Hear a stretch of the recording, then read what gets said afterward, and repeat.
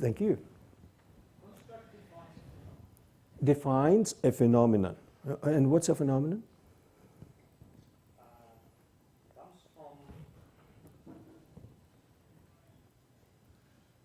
something happens. Yeah. It's an observable event, or it's an event, or yes, yeah. All right, Shelby, we'll take your. What's a construct? Usually, constructs are concepts, but they're much more formally constructed. Yeah. The word construct comes from construction as concept. It is a concept, but market orientation is a construct. We constructed that from concept, Mm-hmm. and we've done it rather intentionally. Mm-hmm. So we have a much more formal kind of notion around a construct than you would necessarily. Very good. Yeah.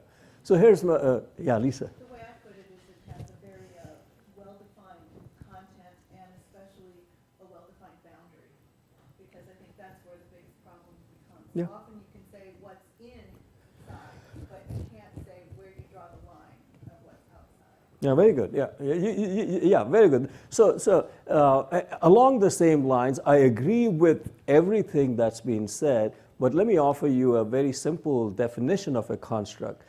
First of all, a construct is kind of along the same lines. A construct is a word or a phrase.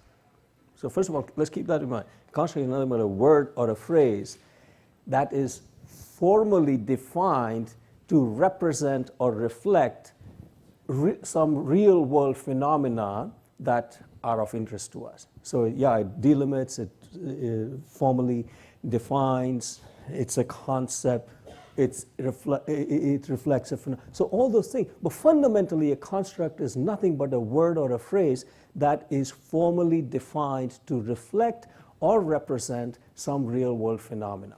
All right, so now if you keep that in mind, now think about this.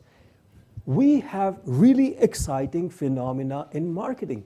We ought to be developing our own indigenous constructs. Why? Because then we'll be capturing. So some of these examples of constructs are, indigenous construct, adaptive selling, customer orientation, brand equity, creating market orient, whatnot. So these are constructs. These are nothing but words that reflect what's going on in the world of marketing. And to the extent we develop constructs, we are contributing to theory development because we are capturing things that are happening in the real world. We are capturing phenomena that are worthy of being explained or can be helpful to us to explain other constructs or other phenomena.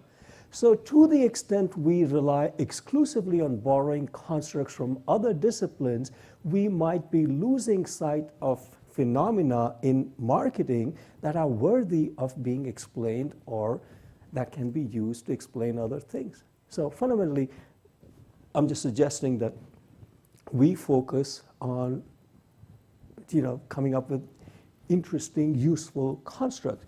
And there are some possibilities I've noted here in customer value. Now, we go all over the map with customer value, but what exactly is it? And you said we've got to define it, we've got to have very clear boundaries around it. What are the boundaries? What are the dimensions of customer value?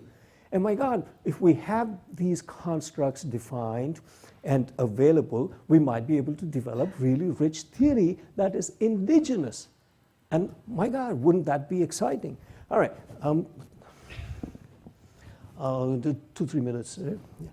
But what that requires is for us to be immersed in marketing phenomena rather.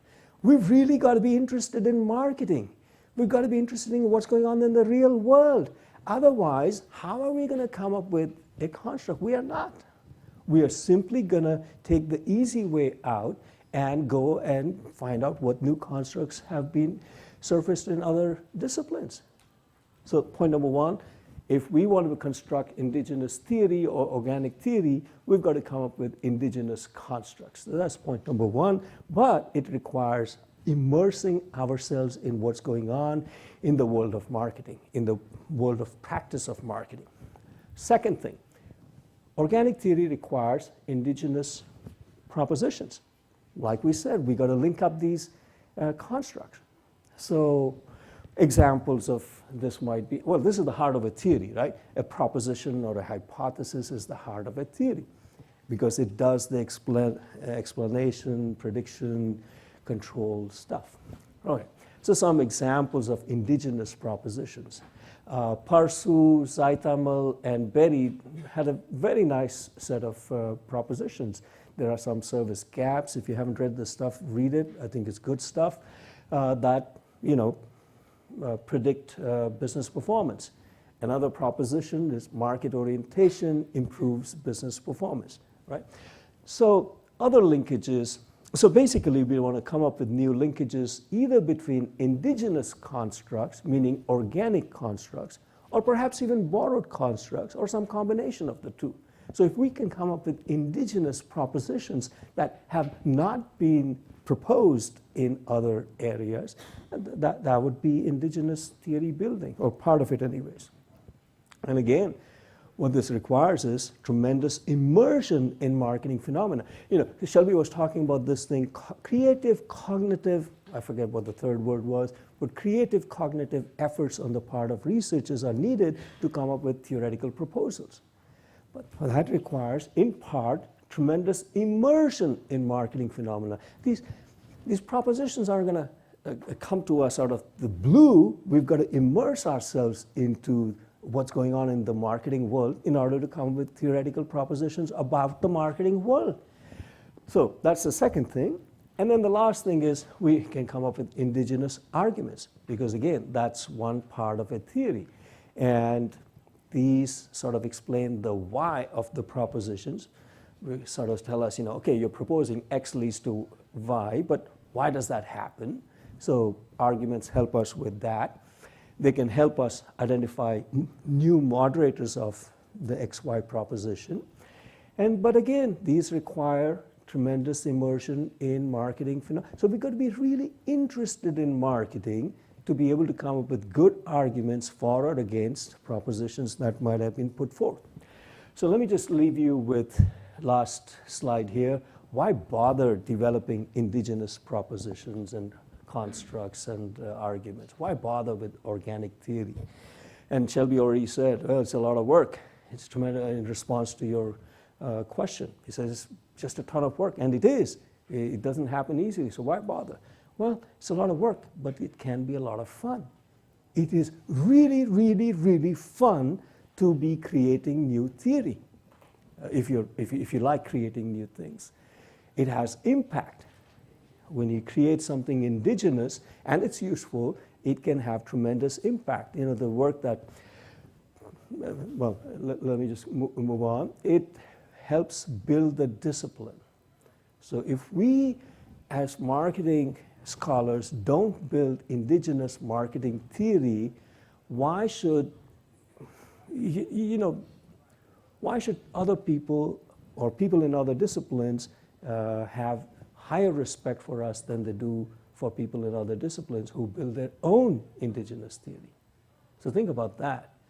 And last but not the least, if you build indigenous theory, you become rich and famous. Well, maybe not rich, but famous. How's that, All right, thank you very much.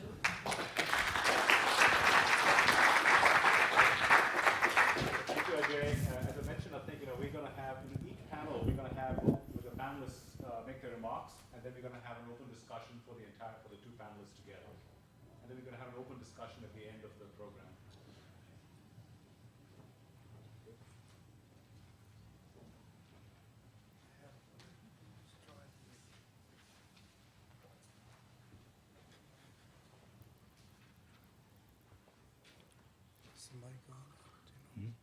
Yes.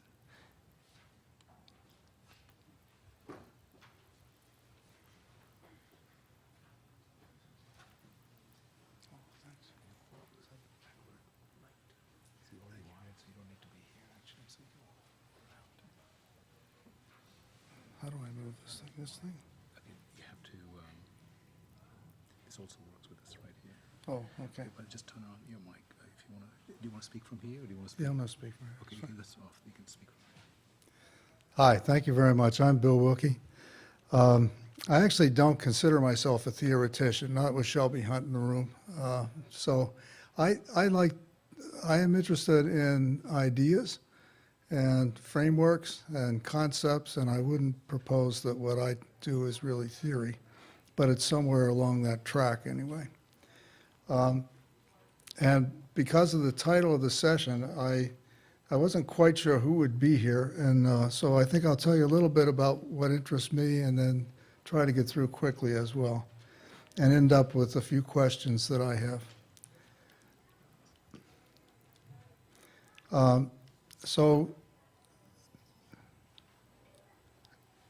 I wanted to raise the issue of the AMA's definition of marketing, which I'm actually happy with right now, but wasn't happy with at one point, and neither was Shelby, and so you might be interested in what happened there. And because it tells us something about where the field's heading and why it might need to be reined in and redirected a little bit. Issue number 2 is when we talk about marketing, and it'll tie into the definition as well, but when we talk about marketing, we have a tendency to equate these days with marketing management, as if you're going to be interested in marketing, you'd be interested in marketing management. I'm personally interested in marketing as a larger field, so what I call the aggregate perspective, and we don't see very much of that in the field today, and so I think theory is not doing well on this dimension, and I want to raise that. Third, while we are clearly advancing in the field tremendously in certain areas, we're also losing knowledge that we formerly had about marketing, some of which is, I think, very rich. And so this notion of marketing theory not being taught in doctoral programs, that's a real problem. And I want to underscore that I think that's an issue for us. And in both issue 2 and 3, some of my work speaks to these questions, and so I want to recommend that you read it if you haven't. But I think they do try to address these issues. And then I have some closing comments regarding our conceptions of scholarship and marketing, and actually some questions to throw out at the very end. So I'll try to be quick with this. If you haven't ever looked at the AMA's official definition of the field, here's a summary. It started in 1935, and if you look at that definition, you see that it's focusing on distribution